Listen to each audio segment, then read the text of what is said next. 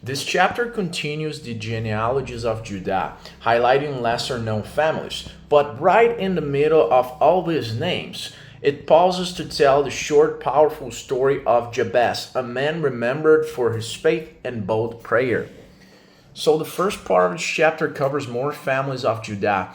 The line The line of Judah continues with the descendants of Perez, Hezron, and Carmi.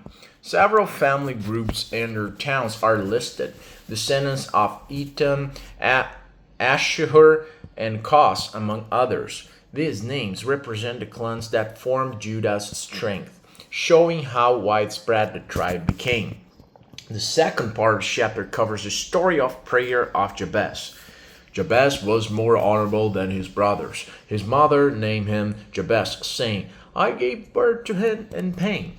But Jabez didn't let that define him. He prayed, Oh, that you would bless me indeed and enlarge my territory. Let your hand be with me and keep me from harm, so that we'll be free from pain.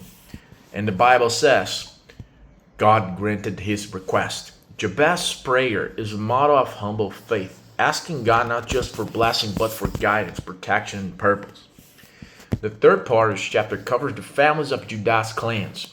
The genealogy resumes, listing families of Caleb's descendants, towns, and craftsmen. We also see references to the potters and workers who lived near the king's gardens, maintaining the land. So God's record includes both kings and craftsmen. Every person's place in his plan matters. The fourth part of this chapter covers the tribe of Simeon. Next, the descendants of Simeon, another of Jacob's sons, are listed. Simeon's territory was within Judah's borders, so their histories are intertwined.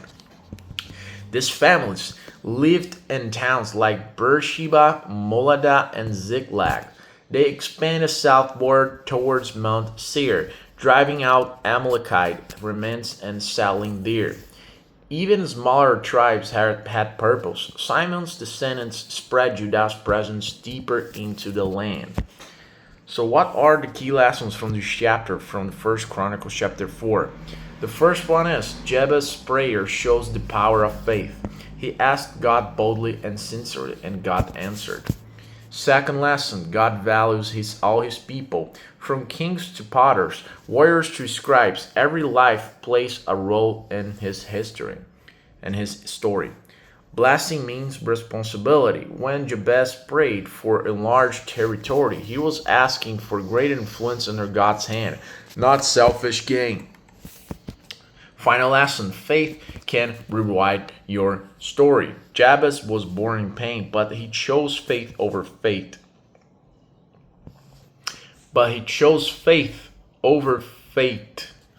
And God changed his legacy, okay? Fate.